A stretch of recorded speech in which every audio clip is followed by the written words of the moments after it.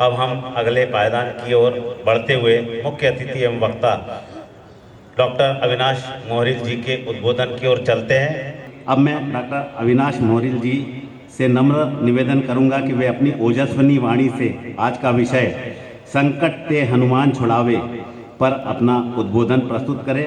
Doctor Avinash मोहरिल जी। बजरंग बली की, पवन सुत हनुमान की, प्रभु श्री रामचंद्र की। आज महाराष्ट्र व्यायामशाला के इस भव्य आयोजन में सबसे पहले मैं श्री हनुमान जी के चरणों में अपना सादर प्रणाम अर्पित करता हूँ। आज के इस कार्यक्रम में यहाँ मंच पर उपस्थित इस संस्था के सम्माननीय अध्यक्ष प्रकाश जी पंगेरकर, मेरे नाम से समानता रखने वाले इस संस्था के सचिव और जिनकी आग्रह से मैं यहाँ पर पधारा हूँ वो अविनाश जी हड़बे, संयोजक रविंद्र जी तुंगार, स्मिता जी तुंगार, राजेंद्र खोखले, मंगला खोखले जी, इस संस्था के सारे सदस्य जो यहाँ आज इस कार्यक्रम में उपस्थित हैं, मंच पर उपस्थित जिन लोगों को हमने सम्मानित किया और जिनके समर्पण के कारण आज इस संस्था को एक ऊंचाई प्राप्त हुई है, उन चारों संस्था के जो सदस्य हैं उनमें से दो को हम गवा चुके हैं, दो हमारे साथ आशीर्वाद देने के लिए हमारे साथ में हैं, उनको मैं सादर प्रणाम करता हूं। आपकी वजह से संस्थाएं चलती है और इसलिए आपका गौरव होना, ये जो संस्था ने सोची वाली बात है, ये बहुत ही सराहनीय है और इसके लिए मैं आप सबको विनती करता हूं कि एक बार संस्था का तालियां बजाकर हम अभिनंदन करें। क्योंकि कई बार ऐसा होता है संस्थाएं ऊंची हो जाती है लेकिन संस्था को बड़ा करने वाले जो लोग होते हैं उनको भूलने की भी आदत इस समाज में बहुत ज्यादा है। लेकिन आज आप लोगों ने ये जो सम्मान करने का कार्यक्रम यहाँ रखा, ये सही माने में एक बहुत अच्छी बात आप सब लोग कर रहे हैं। इस संस्था के प्रांगण में आने के बाद में आपके जो संस्था के पदाधिकारी है, आपके जो संस्था के सब सदस्य हैं, उनसे वार्तालाप करने का मौका मुझे मिला। हालांकि वार्तालाप हो नहीं पाया, लेकिन कुछ चीजें जो मैं महसूस कर रहा हूं या आज दोपहर में भी बातें हुई, उन बातों का भी जिक्र मैं करना चाहता हूं। शुरुआत में ही मैं क्षमा प्रार्थी हूं क्योंकि मेरा वक्तव्य खत्म होने के बाद में शायद मैं आपसे बात न कर पाऊं, क्योंकि जैसा अभी कहा भाई साहब ने कि 9:20 पे मुझे वापस चलना है। लेकिन आज मुझे बड़ी खुशी हो रही है कि ऐसे एक कार्यक्रम में सम्मिलित होने का मौका मिला जहां पर संकट ते हनुमान छुड़ाए इस विषय के ऊपर आपसे बात करने के लिए मुझे आमंत्रित किया गया। वैसे जैसा मेरे परिचय में बताया गया है, मैं 2 बार इससे पहले जबलपुर में आ चुका हूं और दत्त मंदिर में कुछ श्रोताओं के साथ संवाद साधने का मौका मुझे मिला था। आज के मेरे इस विषय के साथ जुड़ने से पहले कुछ चीजें मैं आपसे साझा करना चाहता हूं। एक तो जैसे मैं यहाँ पधारा और जिस तरह से मेरा सब ख्याल आप सब लोगों ने किया, मुझे तो ऐसा लगा कि मैं आपके परिवार का ही हूँ, तो इसलिए आपके परिवार का एक सदस्य आपसे बात कर रहा है, यही भावना इस पूरे व्याख्यान के दौरान आप रखें, ऐसी मैं विनती करता हूँ। इसके पीछे 2 कारण हैं। एक तो ये है कि अगर आप मुझे परिवार का मानते हैं तो कुछ बातें बहुत खुले दिल से बात करने के लिए आप मुझे अनुमति दे रहे हैं, क्योंकि आज व्याख्यान या ऐसे विषयों के ऊपर लोगों को बुलाना ये सबसे बड़ा कठिन काम हो गया है। मैं भी कई जगह आयोजन के स्थिति में रहता हूं, तो कार्यक्रम में वक्ता को बुलाना आसान हो जाता है, तैयारी करना आसान हो जाती है, लेकिन श्रोता जमा करना या उनको बुलाना ये बड़ा कठिन हो गया है। लेकिन मुझे ऐसा लगता है कि आज जितने श्रोता यहाँ पर उपस्थित है, प्रबुद्ध है, विचारी है, और आप सब में एक क्षमता है कि हम जो विचार आज यहाँ करने वाले हैं उस विचार को अपने परिक्षेत्र में जाकर उस विचारों को हम अच्छी तरह से लोगों तक पहुंचाए, और लोगों का मेरा मतलब है युवा पीढ़ी तक पहुंचाए। क्योंकि आज मैं देख रहा हूं मंच पर बैठे हुए, मैं ये सोच रहा था कि जिनको मैं या जिनसे मैं बात करने वाला हूं, जिनसे मैं मेरे विचार रखने वाला हूं जिनके सामने, वो तो सारे मेरे ज्येष्ठ हैं, जिन्होंने अपने जीवन में बहुत बड़ा कर्तृत्व पहले ही कर चुके हैं। वो लोग मेरे लिए आदरणीय है, सम्मानीय है। मेरे पीढ़ी के कितने हैं ये मैं देख रहा था, वो भी संख्या बहुत कम है। और जिस पीढ़ी को मैं संबोधित करना चाहता हूं वो पीढ़ी तो कम से कम यहां पर उपस्थित है ही नहीं, बहुत कम मात्रा में। अब ऐसी स्थिति में जिन चीजों को मैं आपके सामने रखने वाला हूं उन चीजों का महत्व क्या है, और ये बात आ सकती है मन में कि जो बातें मैं आपको बताने वाला हूं उनमें से कई सारी बातें आपको पता है। अब हमें क्या करना है? श्री हनुमान के जीवन को समझते वक्त उनके जीवन में जो प्रसंग घटे हैं उन प्रसंगों को यहां प्रस्तुत करना ये मेरा विषय है ही नहीं, क्योंकि शायद इसमें से कोई ऐसा होगा जिसमें बचपन से रामायण नहीं पढ़ी होगी, रामायण का अध्ययन नहीं किया होगा, ऐसा कोई नहीं है। और अगर रामायण हमने पढ़ी है तो हनुमान जी को तो छोड़ ही नहीं सकते, क्योंकि हनुमान जी के जीवन में जो भी प्रसंग है वो सारे के सारे रामायण से जुड़े हैं। तो इसलिए उनके जीवन के प्रसंग वर्णन करना ये मेरा आज का काम नहीं है।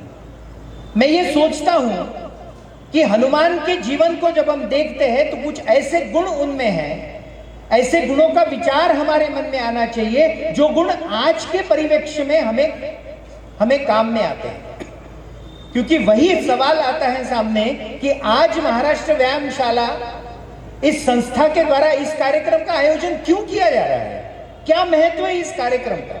महत्व तो सबसे बड़ा यह है कि इस कार्यक्रम के माध्यम से हम सब एक साथ आ गए हैं, जो मौके आजकल हमको बहुत कम मिलने लगे। एक तो हमें वो दूरदर्शन या टेलीविजन चैनल पे चलने वाली सीरियल्स नहीं छोड़ती, दूसरे फिर हमारे जो काम चलते रहते हैं उन कामों में उलझे हुए हम सब लोग उनको ही सुलझाने में लगे रहते हैं। तो एक साथ आकर विचार मंथन ये हमारे जीवन से धीरे धीरे धीरे धीरे कम हो रहा है। लेकिन मुझे बड़ी खुशी है कि इस संस्था में हर महीने में एक बार कम से कम आप सब लोगों को बुलाकर, इस गांव के कोई तत्व चिंतक को बुला के किस विषय के ऊपर मंथन करते हैं, ये बहुत आवश्यक है। और इसलिए ये समूह चिंतन जिसे कहते हैं, इस समूह चिंतन करने का फायदा यह है कि यहां पर युवा पीढ़ी उपस्थित नहीं है लेकिन हमारे घर में उपस्थित है, और उस युवा पीढ़ी को इस देश का नेतृत्व करने के लिए आगे चलकर उन्हें जब तैयार करना है हम लोगों को, तो इन विचारों का आधार हमें मिलता है। और इसलिए मैंने जैसा शुरुआत में कहा कि कुछ चीजें थोड़ा सा खुले दिल से बोलने की अनुमति मैं आपसे चाहता हूं, क्योंकि ऐसी बात भी करना आजकल समाज में बड़ा कठिन हो गया है। आजकल तो वक्ताओं को ये बात ध्यान में रखनी पड़ती है कि मेरी बात लोगों तक सही तक मायने में पहुंचे, न कि वो ब्रेकिंग न्यूज बने। क्योंकि कुछ भी बोला जाए तो उसमें से गलत मतलब निकालकर लोगों तक पहुंचाना, ये भी एक आजकल नई स्थिति तैयार हो गई है। तो इसलिए ये सब मेरे परिवार के लोग हैं, इस ये मानते हुए कुछ चीजें मैं बिल्कुल खुले दिल से यहां कहना चाहता हूं। श्री हनुमान के जीवन को जब हम देखते हैं तो 5 ऐसे गुण हनुमान में हैं जो आज हमारे आजू बाजू में बढ़ने वाले संकट को रोकने के लिए काम में आते हैं। तो हम 5 गुणों का भी विचार करेंगे, संकटों का भी विचार करेंगे, और इन गुणों को, इन संकटों का सामना करने के लिए किस तरह से इस्तेमाल किया जाता है इसका भी विचार हम करेंगे। कौन से 5 गुण है वो? एक है हनुमान जी के जीवन में दृढ़ता और श्री राम प्रभु के प्रति संपूर्ण समर्पण। जीवन की दृढ़ता और संपूर्ण समर्पण ये एक बहुत ही अनोखा गुण हनुमान जी के जीवन में हमें मिलता है। दूसरा है मानसिक, शारीरिक और बौद्धिक क्षमता, मानसिक, शारीरिक और बौद्धिक क्षमता। तीसरा गुण है हनुमान जी का विपरीत परिस्थिति में धैर्य रखना। जब परिस्थिति हमें साथ नहीं देती है, जब अड़चनें तैयार हो जाती है या दिक्कतें आती है, तो उस वक्त धैर्य से खड़े रहना, यह भी हनुमान जी के जीवन का एक बहुत महत्वपूर्ण गुण है। उसके बाद में हनुमान जी में संवाद कौशलता थी, संवाद बड़े अच्छे से साधते थे, वो एक अच्छे संगठक थे और बहुत बड़ा आत्मविश्वास उनमें था। ये चौथा गुण। और 5वां गुण जो आजकल बहुत ही ज्यादा काम में आने वाला है वो है सद्भावनापूर्ण, नम्रता पूर्वक मानवीय व्यवहार। हनुमान जी इतने शक्तिशाली होने के बावजूद हम ये देखते हैं, उनके चरित्र को जब समझने का प्रयास करते हैं तो वो बहुत विनयशील थे, वो बहुत नम्रता उनमें धारण किए थे। और इसलिए इन 5 गुणों के साथ हम लोग देखेंगे कि किस तरह से जो विषय आज हमने रखा है कि हमारे जीवन में जो संकट आएंगे, इन संकटों को दूर करना ये हमारी प्राथमिकता है। तो उसके लिए हमें संकटों को भी समझना पड़ेगा। मैंने जैसे कहा ना कि हम एक दूसरे से जिस तरह से जुड़े हुए थे, वो जुड़ाव, वो लगाव धीरे धीरे जो कम हो रहा है, उसमें दिक्कत ये भी हो गई कि कभी कभी तो हम संकट भी नहीं समझ पाते। संकट भी ऐसे आ गए हैं जो हमारे बुद्धि से परे हैं। तो इसलिए जबलपुर निवासी मेरे सब ज्येष्ठ माता पिता जैसे सब आप लोग हैं, तो ये समझना बहुत जरूरी हो गया है कि हमारे संकट कौन से हैं। पहला संकट जो हमारे इर्द गिर्द बहुत तेजी से बढ़ रहा है वो है वैचारिक संकट। जिस तरह के विचार हम हमारे मन में या हमारे जीवन में रखते थे, जिस तरह से विचारों का आदान प्रदान होता था, जिस तरह से विचारों के आधार पर समाज की निर्मिति करने का काम हम करते थे, जैसे आज इस महाराष्ट्र व्यायामशाला में जिन लोगों का सत्कार किया गया या जिन लोगों से मैं मिला, उसमें से कई सारे लोगों के मन में वो सारी भावनाएं होती होंगी जो इस मैदान पर उन्होंने अपनी जिंदगी बिताई, इस मैदान पर क्रीड़ा के क्षेत्र में अपने आप को समर्पित किया और कई सारे शिष्य तैयार किए। जैसे सर बोल रहे थे, कई सारे शिष्य तैयार किए जिनमें वो रुचि उन्होंने पैदा की थी, लेकिन वो सब होने के पीछे एक विचार की धरोहर थी, जिन विचारों को कलुषित होने का और करने का काम हमारे आसपास इतने तेजी से हो रहा है कि हम अंदाज ही नहीं कर सकते। और उसका दोष अगर किसी को दे सकते हैं तो वो है हम इस्तेमाल करने वाला सोशल मीडिया। जो मोबाइल नाम का यंत्र हमारे हाथ में है ना, उस मोबाइल नाम के यंत्र के माध्यम से हमारे ऊपर विचारों का आक्रमण जिस तरह से हो रहा है, जिस तरह से गलत विचार भी इतने तेजी से लोगों तक बढ़ जाते हैं या हमें सोचने का मौका ही नहीं मिलता, और इसलिए ये गलत विचार एक इंसान से दूसरे इंसान तक इतने तेजी से बढ़ रहे हैं कि ये विचारों को आक्रमण और ये गलत विचारों का आक्रमण रोकने के लिए हमें कुछ चीजों के बारे में दृढ़ता रखनी पड़ेगी। और यहां श्री हनुमान हमारे काम में आते हैं, जिनका पहला गुण है दृढ़ता। क्या दृढ़ता खोई हमने हमारे भारतीय पुरातन संस्कारों की दृढ़ता खोई, हमने हमारे देश के प्राचीन विचारों की दृढ़ता खोई है। और तुरंत ही हम विज्ञान का सहारा लेकर हम हमारे आस्थाओं को भी सवाल पूछने लगे हैं। आजकल ये अवस्था हो गई है, और दुर्भाग्यवश इन सवालों के जवाब देने के लिए अच्छे लोग तैयार होना भी कम हो गया है। तो ये एक स्थिति हो गई है। किस तरह से विचारों को दूषित किया जाता है, किस तरह से विचारों को फैलाया जाता है, अब इसके कई सारे उदाहरण आप व्हाट्सएप और मोबाइल फेसबुक के माध्यम से देख रहे हैं कि किस तरह से हमारे विचारों को कलुषित कर हमारे जो देश की धरोहर है उस धरोहर को तोड़ मरोड़ कर आगे बढ़ाने का काम हो रहा है।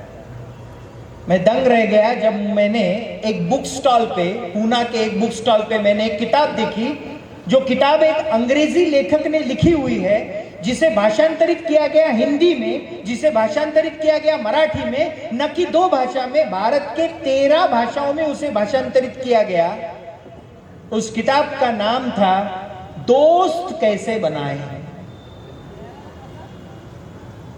और मुझे उस किताब का, उस स्टॉल का जो मालिक था वो बोल रहा था कि आजकल ये इंडिया में भी बेस्ट सेलर है। उदाहरण बड़े ध्यान से सुनिए। जिस भारतवर्ष में हम रह रहे हैं, जिस भारतवर्ष की सांस्कृतिक धरोहर को हम हमारी आध्यात्मिक आत्मीयता और सक्षमता समझते हैं, उस देश के निवासियों को, खास करके युवा पीढ़ी को यह समझना आवश्यक हो गया है कि दोस्त कैसे बनाएं। इस देश में सीखना पड़ेगा अभी दोस्त कैसे बनाएं। विश्व बंधुत्व की चर्चा और सर्वे पे सुखिनः सन्तु सर्वे सन्तु निरामया पूरे दुनिया को बताने वाला हमारा देश आज अंग्रेजों से या अमेरिकन से सीख रहा है कि दोस्त कैसे बनाए जाए। और ये सीखना पड़ रहा है हम लोगों को। पूरे दुनिया में सिर्फ भारत ये ऐसा एक देश है, या शायद महाराष्ट्र, मध्य प्रदेश, ये ऐसे प्रदेश है जिसमें दशहरा मनाया जाता है। और इस दशहरा की खासियत यह है कि इस दिन हम किसी के बुलाने के बगैर किसी भी की घर में जाकर, किसी भी घर में जाकर हमसे जो ज्येष्ठ है उन्हें नमस्कार करके या प्रणाम करके आशीर्वाद लेते हैं। न्योता आने की जरूरत नहीं होती। ये सिर्फ हमारे देश में होता है। ऐसे देश में जहां ऐसी सांस्कृतिक परंपराएं संजोई गई, जिनको हमने संभाला, उस देश में दोस्त कैसे बनाए ये बेचा जाता है। और ये कौन बेचता है? ये हमारे इंटरनेट पे बेचा जाता है। और इसलिए वो शॉप जो है वो पूना में है, लेकिन जबलपुर के दोस्तों को, मेरी युवा पीढ़ी को वो पता नहीं। इस गलत फहमी में हम नहीं रहे, क्योंकि ये माध्यम जिसके पास है वो पूरी दुनिया से जुड़ जाता है।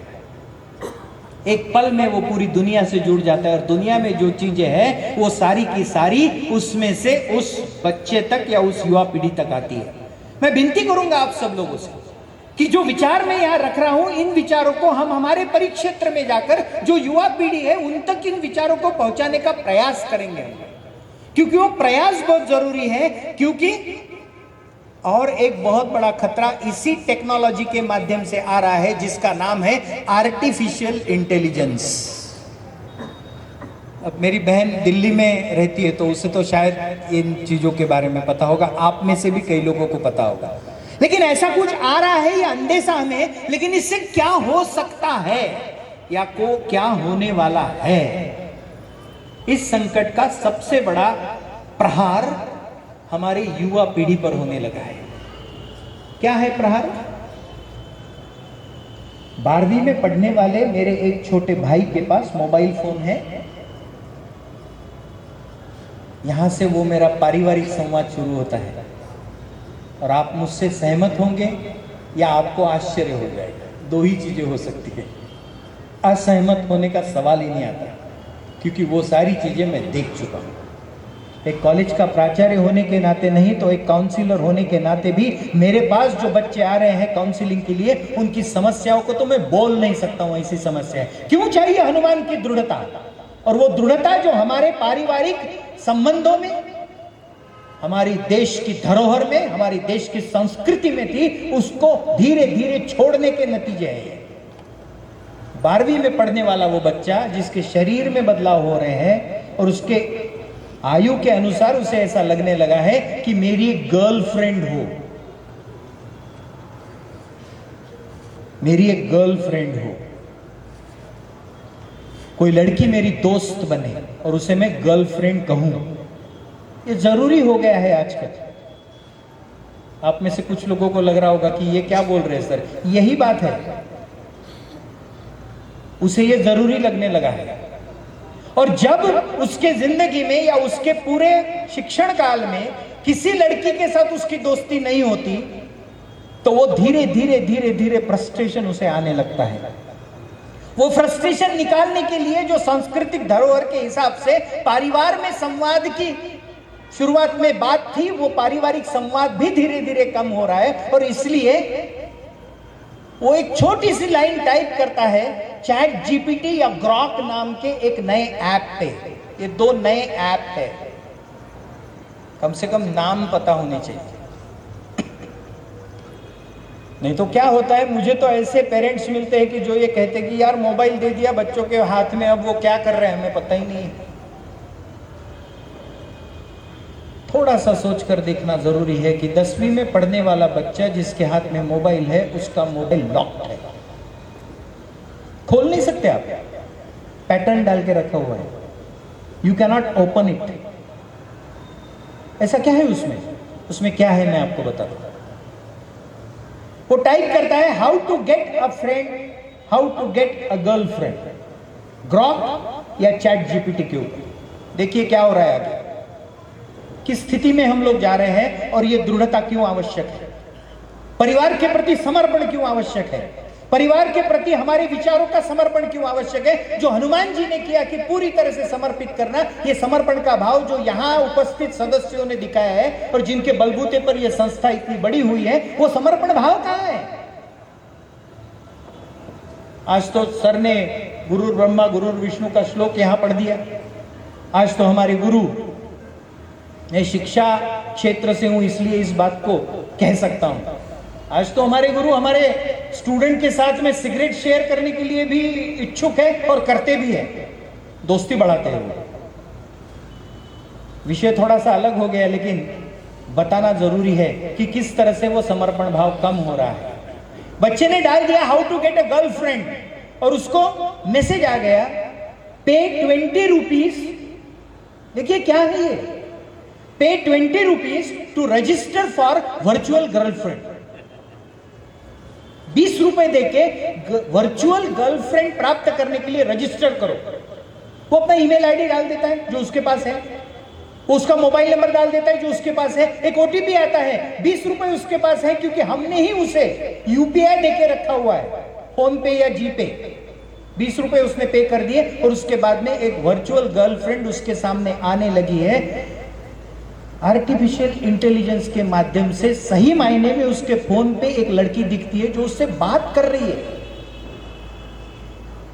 जो उसके हालचाल पूछ रही है, जो शाम को उसे पूछती है बेटा तू थक गया क्या, मैं तेरी दोस्त हूं।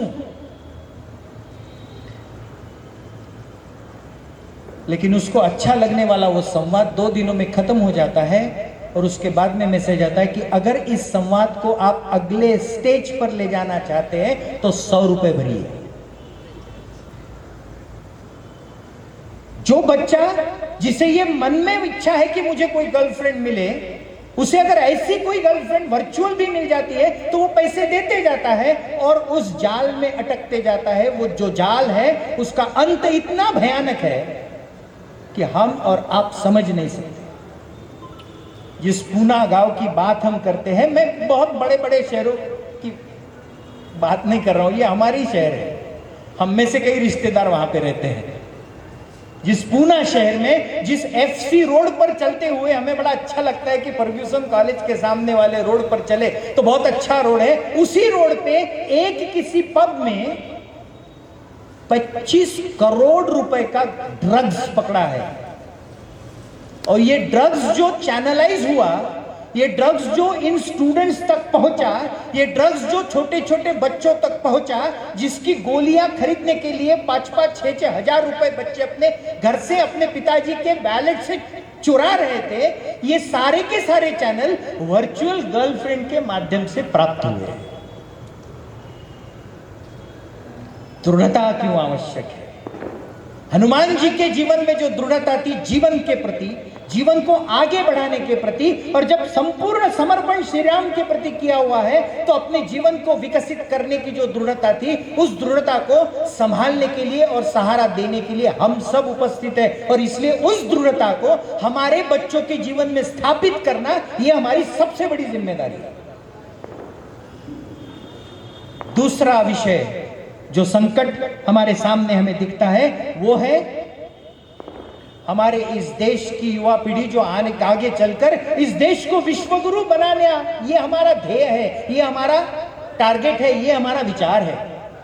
इस देश के पास ऐसे ऐसे विचार है, इस देश के पास ऐसे ऐसे लोग हैं, इस देश के पास ऐसे ऐसे विचारों का धन है जिसके आधार पर हम पूरे विश्व में इस देश का झंडा लहरा सकते हैं। लेकिन इसे आगे ले जाने वाला जो है वो है युवा, और उसकी कम होती हुई क्षमता, ये हमारे लिए बड़ी चिंता का विषय है। सर मुझे बोल रहे थे हनुमान व्यायाम प्रसारक मंडल में अमरावती में कोई मलखाम कर रहा है। अविनाश जी ने मुझे बताया वो जब स्कूल में थे तो अलग अलग स्कूल में जाकर मलखाम का प्रात्यक्षिक करते थे और उसके बाद में आते थे। यहां पर आप में से कई लोग ऐसे हैं कि जिन्होंने अपना जीवन मैदान के ऊपर दे दिया है, लेकिन आज जिस युवा पीढ़ी के सामने या साथ में मैं महाविद्यालय में डील करता हूं या महाविद्यालय में उनसे चर्चा करता हूं तो वो सिर्फ उंगलियों का व्यायाम करते हैं, और वो उंगलियों का व्यायाम मोबाइल चलाने से होता है। 1 किलोमीटर चलने के बाद में हांफने वाला 18 साल का युवा मैंने देखा हुआ है। धीरे धीरे धीरे धीरे मैदानों के ऊपर जो संख्या है वो कम हो रही है। कौन जिम्मेदार है इसके लिए?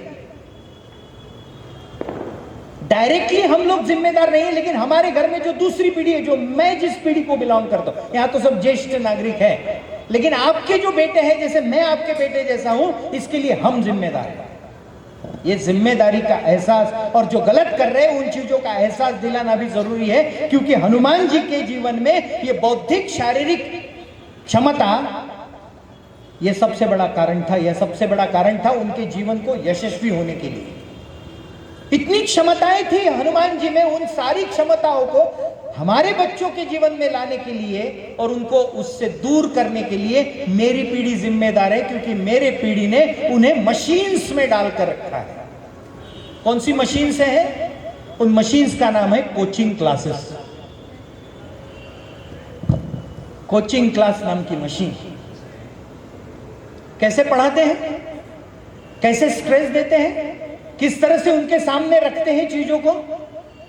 बड़ा अच्छा लगता है मुझे कि शिक्षा के क्षेत्र में काम करने वाला मैं कार्य करता हूं। इस शिक्षा क्षेत्र में जो स्थिति निर्माण हुई गए 20 सालों में, कि जिस तरह से एक पूरी तरह से जो प्रस्थापित शिक्षा है उसको तोड़ने का काम किया गया, और उसको तोड़ मरोड़ कर जिन स्कूलों में, जिन स्कूलों में, जिन विश्वविद्यालयों में एक साथ मिलकर हम समाज निर्मित का विचार कर रहे थे, ये सारे के सारे उस कोचिंग क्लास के छोटे से रूम में बैठकर परीक्षा के मशीन में जाकर परसेंटेज प्राप्त करने का ही विचार करते हैं। उनकी शारीरिक क्षमताओं के बारे में चर्चा ही नहीं है।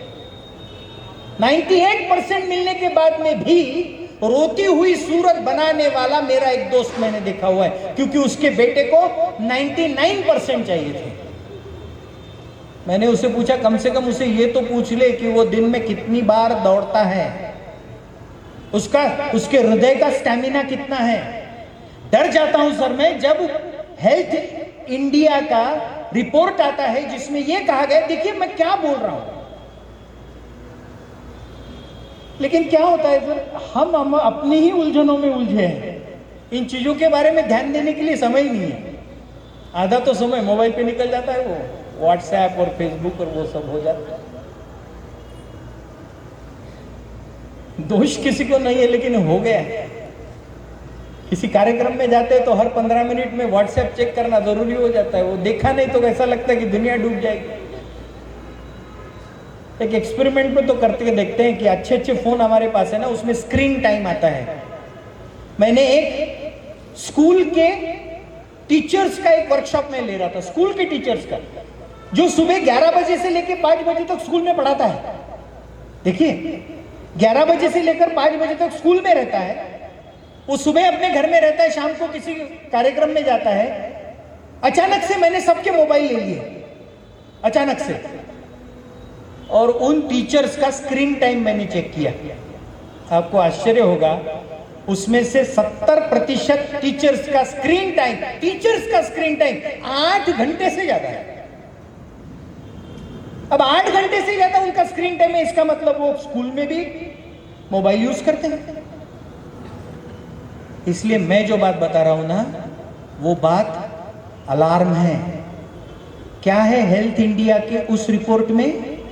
गए 5 साल में इंडिया में डायबिटीज के पेशेंट्स 37% बढ़े हैं, जिसमें उम्र 10 से, मैं बता नहीं सकता हूं, उम्र 10 से लेकर 22 साल तक के लोगों का या बच्चों का डायबिटीज होने का प्रमाण 72% है। 72% डायबिटीज। और यहां डॉक्टर्स होंगे, उनके सामने ये बताने का मैं धीरज बढ़ा रहा हूं कि डायबिटीज ये मीठा खाने से नहीं होता। Diabetes is a stress induced disease. तनाव के कारण डायबिटीज होता है। अब उम्र 10 से लेके 21 साल के उम्र तक के युवाओं को कौन सा तनाव है? कौन से तनाव के शिकार है ये लोग? अरे कितना अलार्मिंग है। 5 साल में उस रिपोर्ट में आगे कहा गया कि आने वाले 10 साल में ये हमारा विश्व भारत, जिसे हम पूरे विश्व में स्थापित करने का, विश्व गुरु करके स्थापित करने का प्रयास कर रहे हैं, ये दुनिया का सबसे ज्यादा डायबिटीज के पेशेंट रहने वाला देश है आने वाले 10 साल। अब ये स्ट्रेस कम कैसे होगा? वो कम होगा शारीरिक क्षमता से, वो कम होगा बौद्धिक क्षमता से। और जब तक हमारे बच्चे मैदान पर नहीं जाएंगे, जब तक हमारे बच्चे शारीरिक कसरत नहीं करेंगे, जब तक वो अपनी वो शारीरिक और बौद्धिक क्षमता नहीं बढ़ाएंगे, क्या है बौद्धिक क्षमता? है ही नहीं और जरूरत ही नहीं, चैलेंज है वो। कितने लोगों को टेबल मालूम है? आज आप छोटे से बच्चों को देखिए, वो बोल रहे कैलकुलेटर है तो टेबल याद करने की जरूरत नहीं, त्याला मराठीमध्ये पाडे म्हणतात। 16 का 16, 16 दूने 32, 16 त्रिका 48, अपन बोलो ना, हमने पढ़ा ना ये। आज देखिए वो बोल रहे जरूरत ही नहीं, टेक्नोलॉजी ऐसी है कि कैलकुलेटर है अवेलेबल, जरूरत नहीं है। हमारे बौद्धिक क्षमता को कंप्यूटर या इंटेलिजेंस, आर्टिफिशियल इंटेलिजेंस कब आक्रमित कर देगा पता नहीं चलेगा, हमें क्या हो रहा है समझ में नहीं आएगा। बहुत बारीकी से इसका विचार करने की आवश्यकता है। इसलिए हनुमान जी का जो विचार है, हनुमान जी का जो गुण है, बौद्धिक क्षमता, शारीरिक क्षमता और मानसिक क्षमता, ये भी बहुत आवश्यक है और इन्हें हमें संभाल कर रखना बहुत जरूरी है। तीसरा गुण जो हनुमान जी के जीवन में था, जिसका उल्लेख मैंने किया, विपरीत परिस्थिति में जब कठिनाई आती है तो धैर्य से खड़ा होना।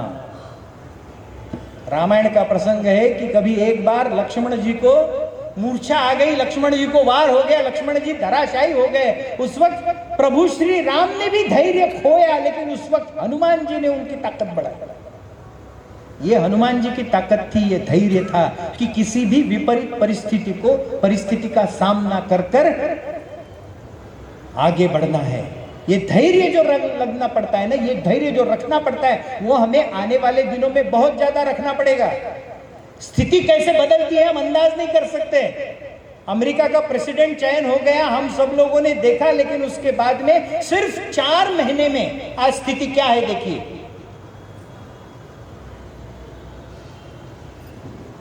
जिस आनंद के साथ हमारे बच्चों को वहां नौकरी करने के लिए अमेरिका में हमने भेजा, 3 लाख से ज्यादा लोगों का भविष्य अभी अंधकार में हुआ है या होने वाला है, ऐसी स्थिति निर्माण होगी।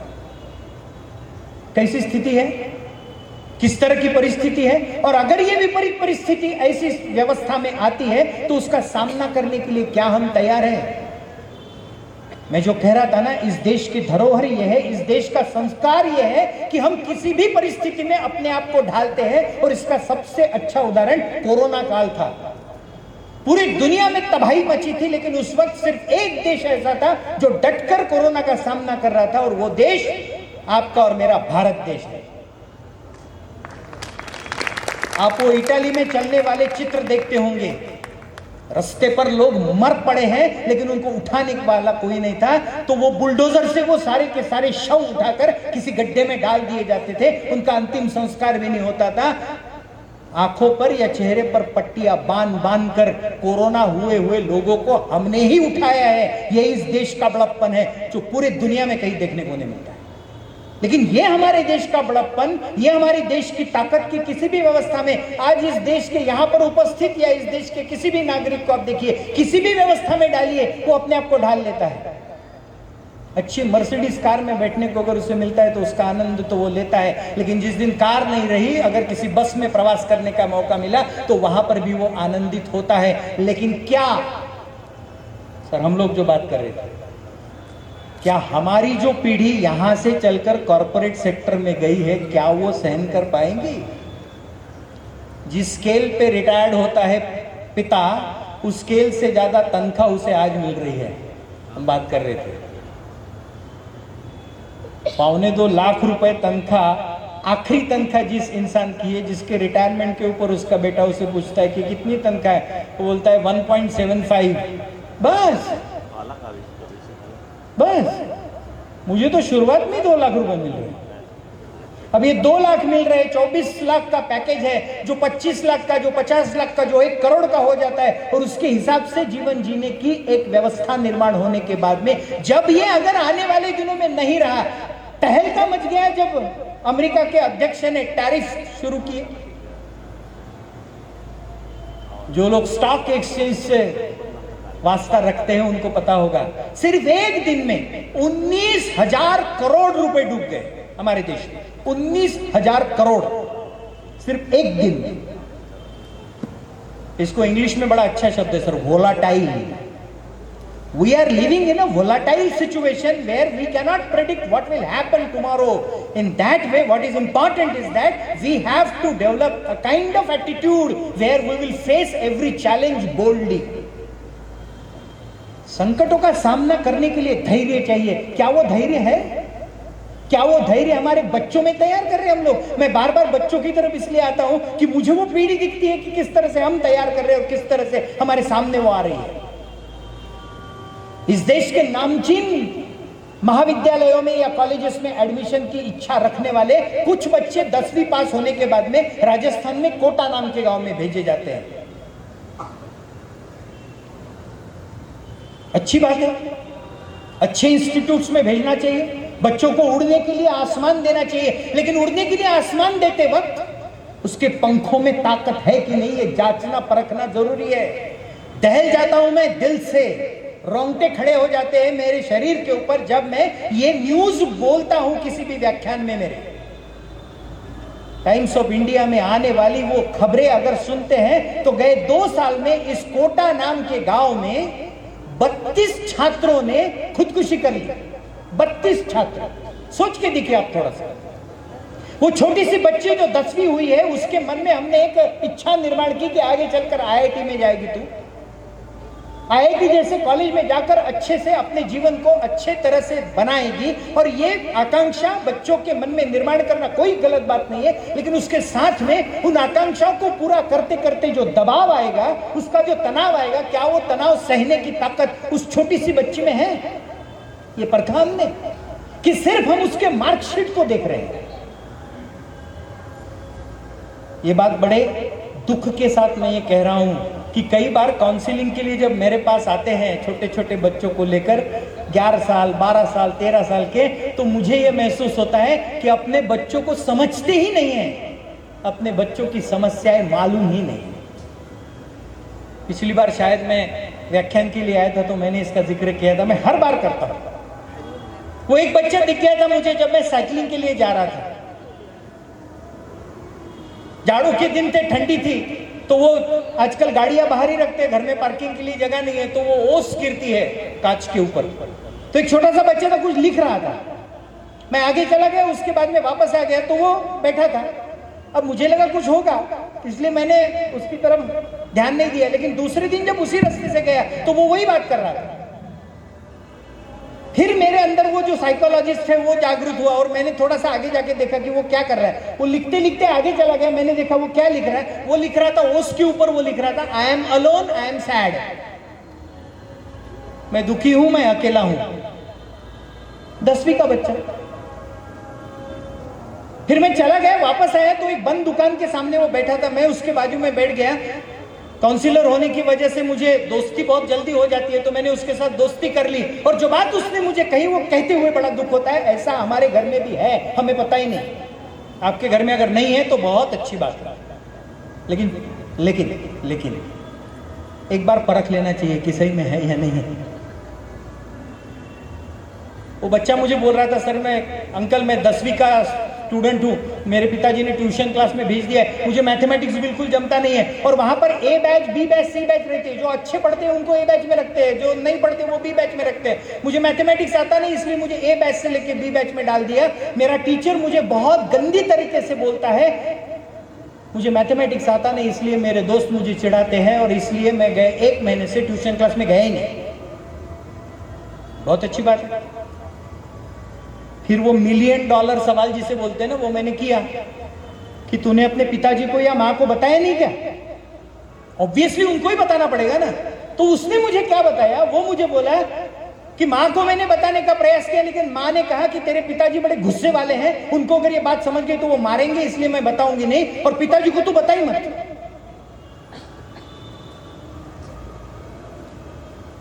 10वीं में जो एक छोटा सा बच्चा पढ़ रहा है, उसे हम ये बोल रहे हैं कि माता पिता के साथ में संवाद नहीं करना क्योंकि वो गुस्से वाले हैं.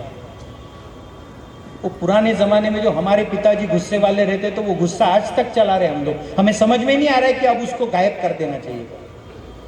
जो बच्चा अपने माता पिता से बात नहीं कर पाता, उसको रोका गया है कि बिल्कुल तुमने बात नहीं करनी है.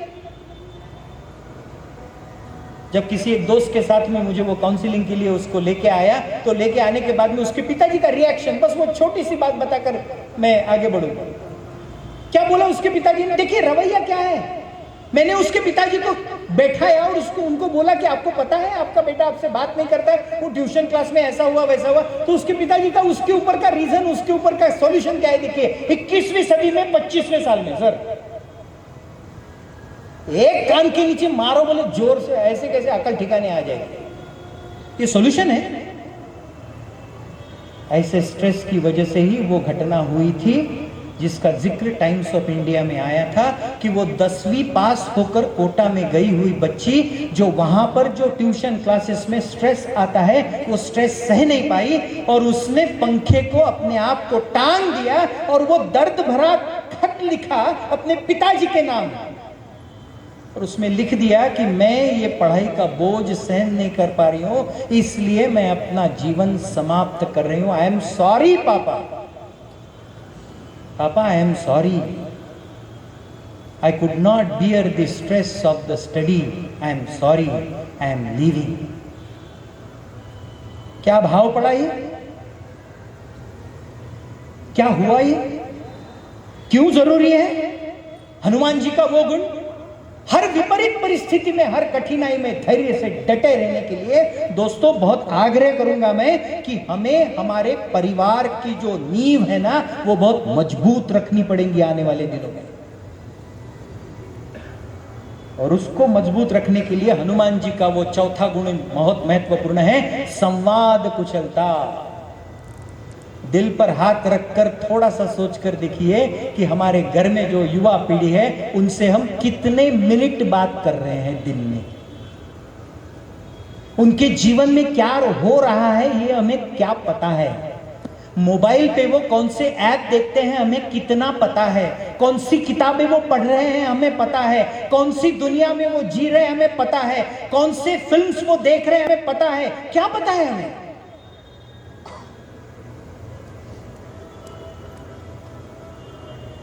परिणाम यही होता है कि पहल कौन करेगा। हनुमान जी का जो गुण है ना वो बड़ा अच्छा है, संवाद कुशलता। इसलिए राम जी का न्योता लेकर गए थे, इसलिए लंकेश के सामने बात करने के लिए भी हनुमान जी ही गए थे, और हर जगह संगठक करके संवाद कुशलता से लोगों को बांध कर रखना ये भी काम हनुमान जी ने किया हुआ है। क्या हम हमारे परिवार के हनुमान बन सकते हैं? हमारे परिवार को जोड़कर रखेंगे।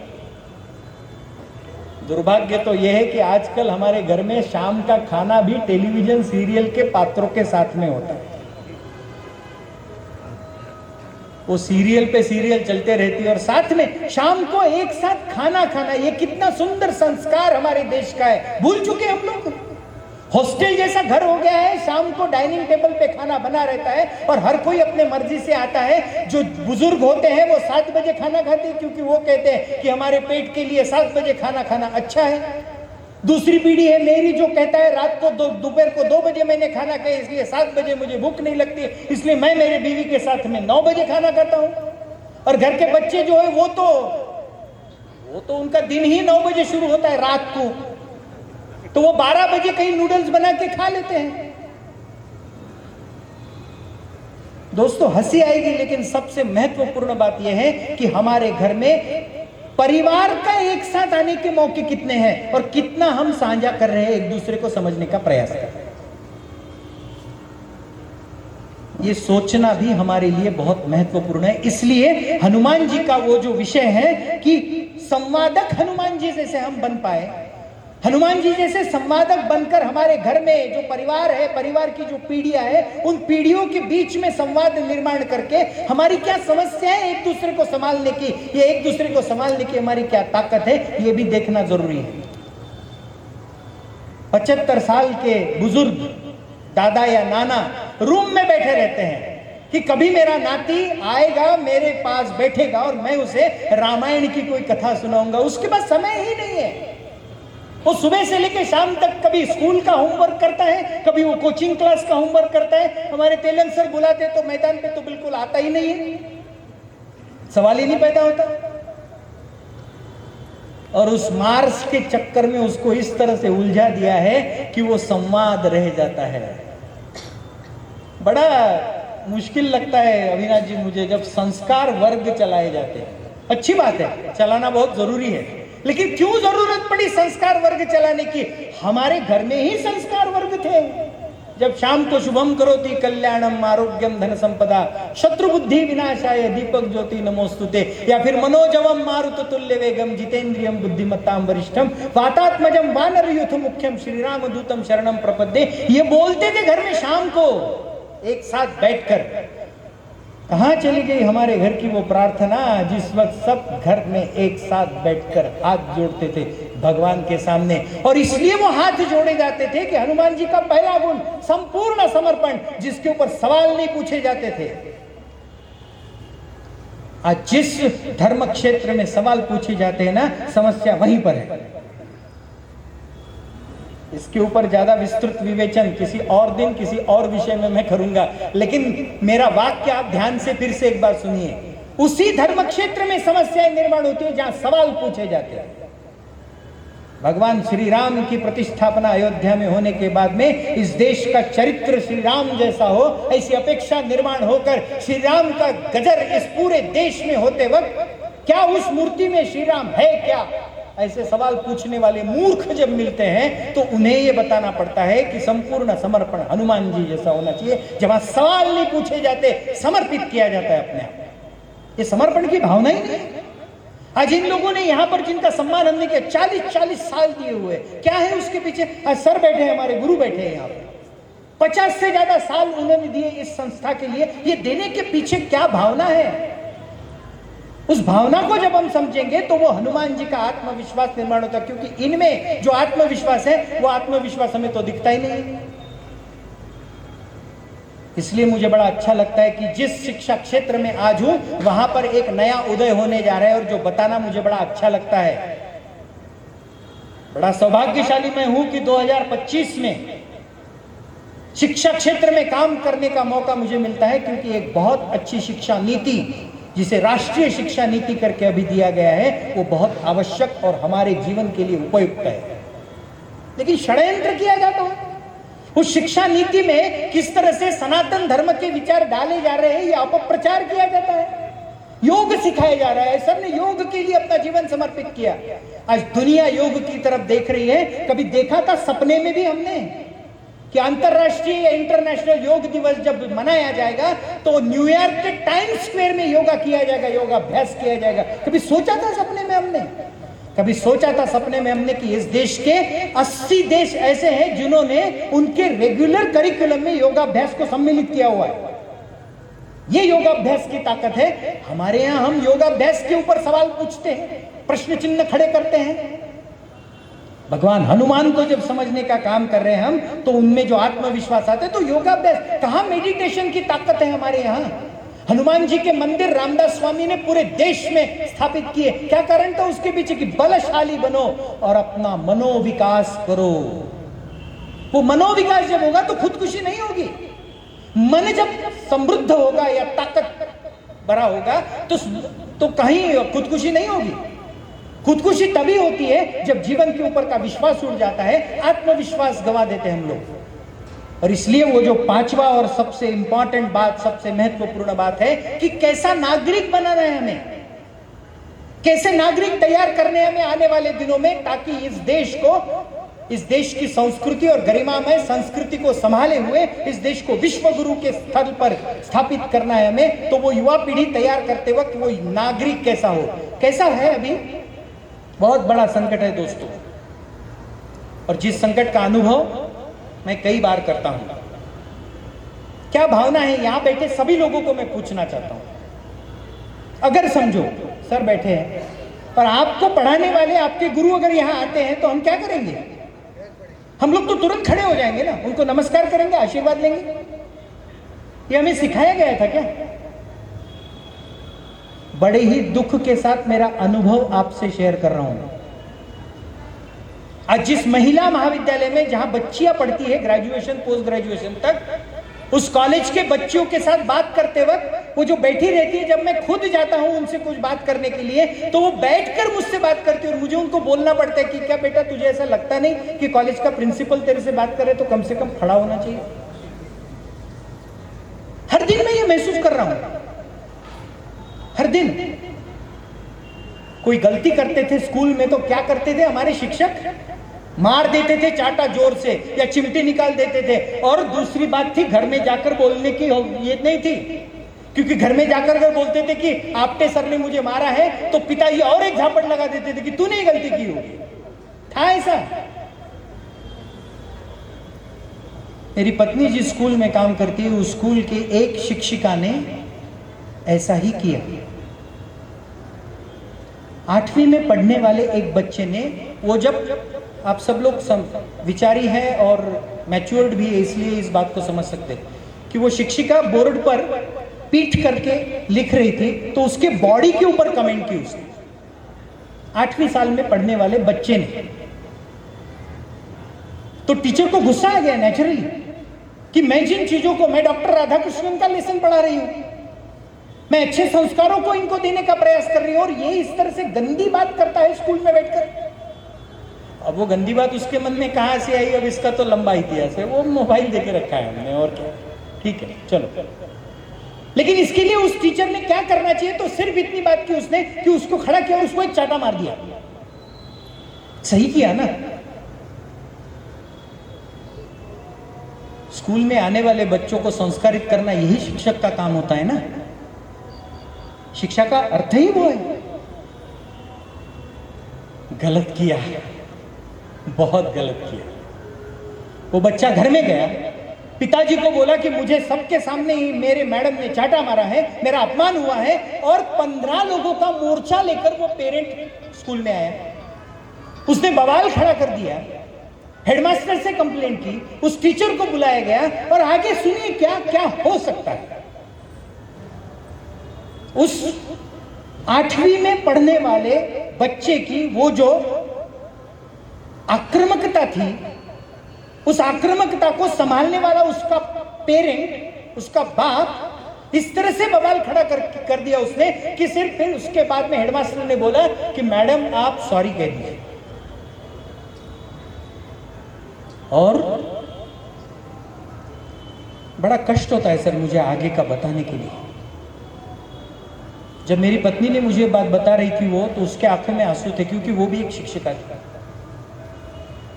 वो बोली कि उस टीचर को क्लास के सामने जाकर उस बच्चे की माफी मंगवाई। उस दिन उस शिक्षिका ने क्या तय किया होगा कि इसके बाद मेरे क्लास में पढ़ने वाला बच्चा कुछ भी करे, मैं उसके जीवन के बारे में कोई विचार नहीं करूंगी, ना काम करूंगी और निकल जाऊंगी। इस आक्रामकता को रोकना यह भी एक बहुत बड़ी बात है जो हम सीख सकते हैं हनुमान जी के जीवन से, जो संपूर्ण विनयशील थे, नम्रता पूर्वक व्यवहार था। आप हनुमान जी का पूरा चरित्र पढ़ लीजिए, कहीं पर भी हनुमान जी की आक्रामकता हमें वो दिखी है तो मैदान पर दिखी है, जंग के मैदान पर, जहां शत्रु के ऊपर टूट पड़ने वाले हनुमान जी जब अपने लोगों में आते थे तो इतना विनय था, इतने नम्र थे। वो नम्रता हमें निर्माण करनी है, क्योंकि उस नम्रता को धारण करने वाले ही युवा या नागरिक इस देश का मूलभूत विचार जो है वसुधैव कुटुंबकम, उसे संभाल सकते हैं।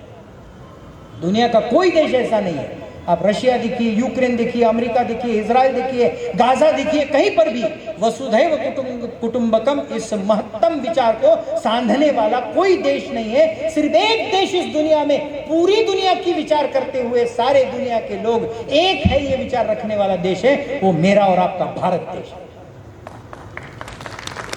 उस भारत देश का एक बहुत ही पराक्रमी आइडॉल है, वो है हनुमान जी।